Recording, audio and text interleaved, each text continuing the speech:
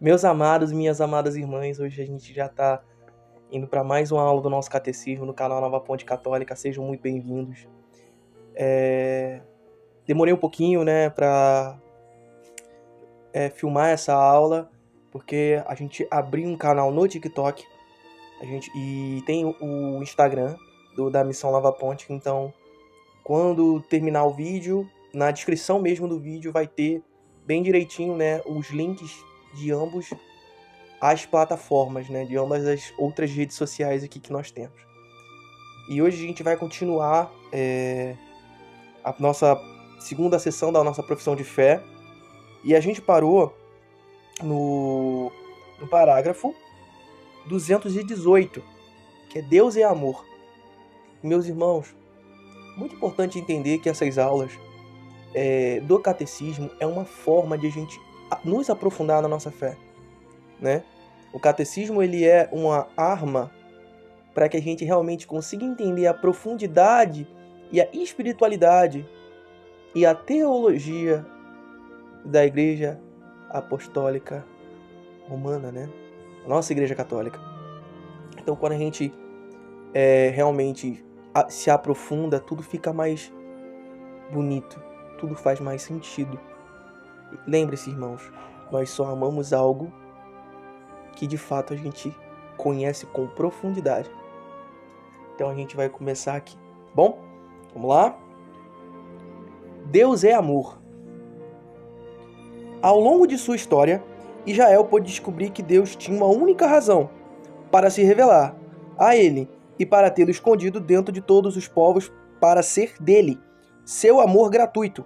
Israel entendeu, graças a seus profetas, que foi também por amor a Deus, não cessou de salvá-lo, de perdoá-lo da sua infidelidade e seus pecados. O amor de Deus por Israel é comparado ao amor de um pai por seu filho.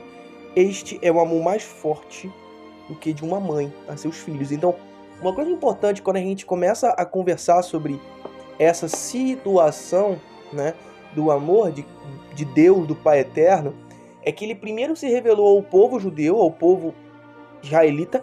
Esse amor ele foi passado através dos profetas para que o povo entendesse que, vamos pensar o seguinte, naquela época tinham diversas divindades e muitas das vezes se exigiam sacrifícios absurdos para se obter quase nada, né?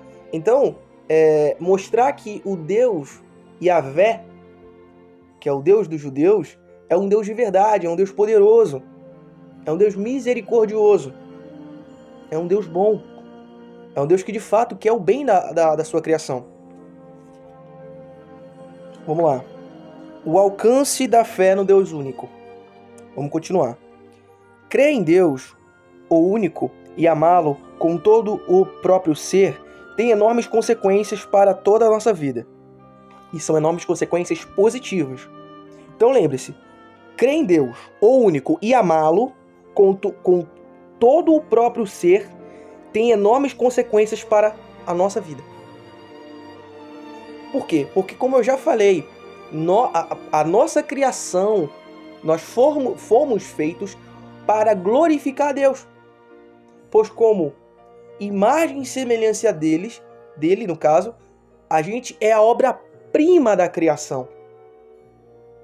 E através da nossa racionalidade e do nosso amor, a gente consegue realmente entender que Deus é maravilhoso e que as nossas vidas só fazem um real sentido e um real propósito procurando a Ele.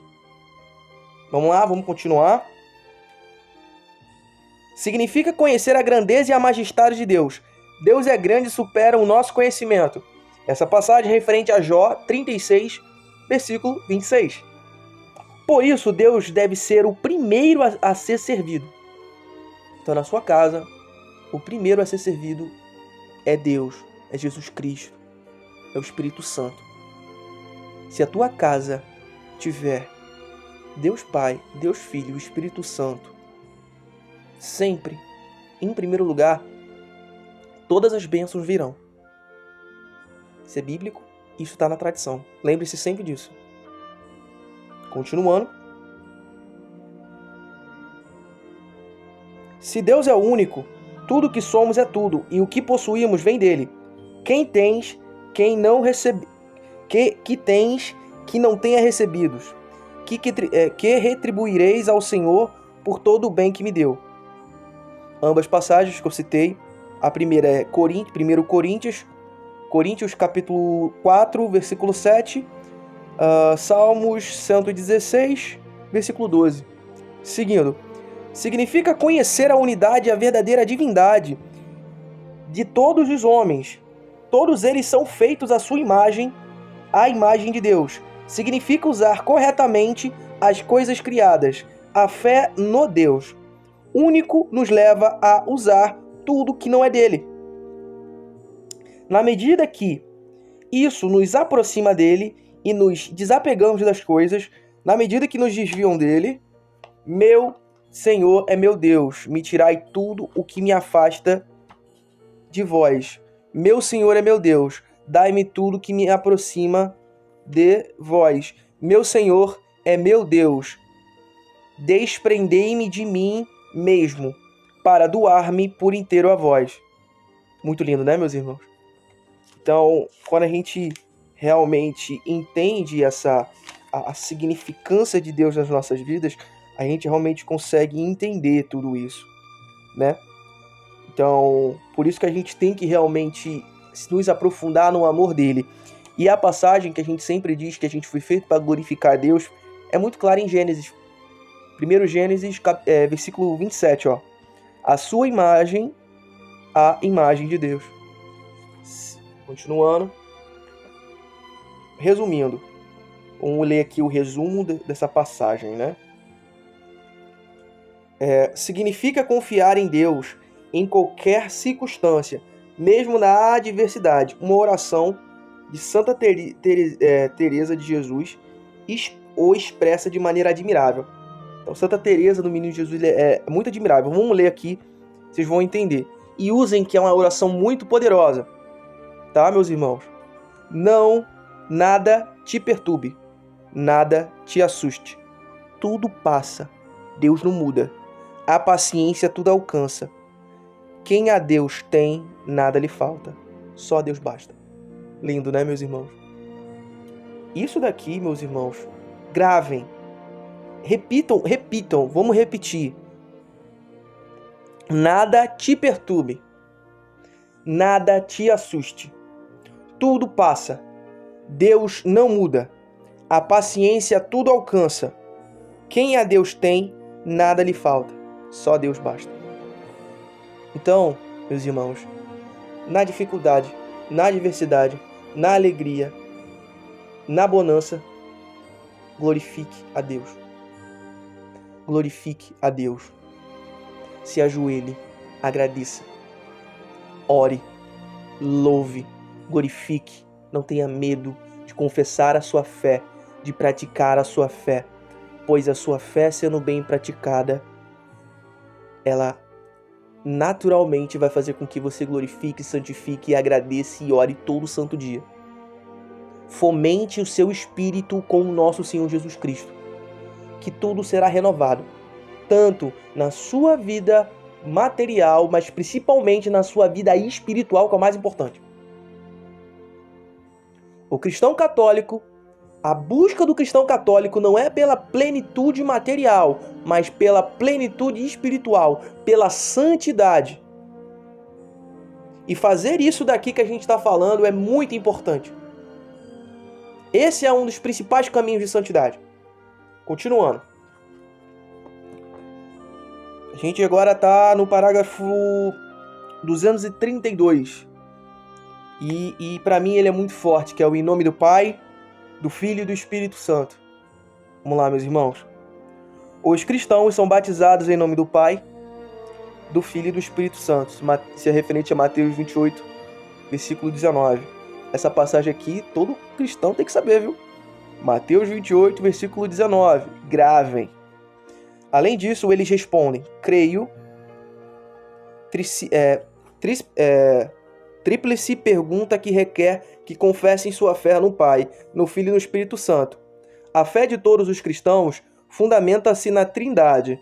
Os cristãos são batizados em nome do Pai, em nome do Filho e do Espírito Santo, e não nos nomes desses três, pois só existe um Deus, o Pai Todo-Poderoso, seu Filho único, o Espírito Santo, a Santíssima Trindade.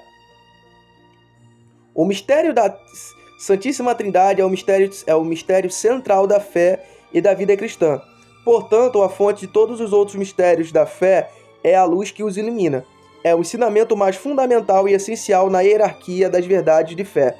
Toda a história da salvação é a história das vias e meios do revelar-se do Deus verdadeiro e único, Pai, Filho e Espírito Santo, o qual reconcilia-se e une a si aqueles que se alimentam do pecado. Neste parágrafo se expora brevemente de que modo é revelado o mistério da Santíssima Trindade, de que maneira a Igreja formulou a doutrina da fé sobre esse mistério, de que modo, mediante das missões divinas do Filho e do Espírito Santo, Deus Pai revelou seu desígnio benevolente de criação, de redenção e de santificação. Os padres da Igreja distinguem entre teologia e oikonomia, designado com o primeiro termo e o mistério da vida íntima de Deus, Trindade, com o segundo, todas as obras de Deus por meio dos quais ele se revela e comunica sua vida, mediante oikonomia, que nos é revelada a teologia, mas inversamente é a teologia que ilumina toda a oikonomia. As obras de Deus revelam quem ele é em si mesmo. É inversamente o mistério de seu ser íntimo ilumina a compreensão de todas as suas obras. Acontece o mesmo, de modo similar entre as pessoas humanas. A pessoa mostra-se em seu lugar ou no seu agir.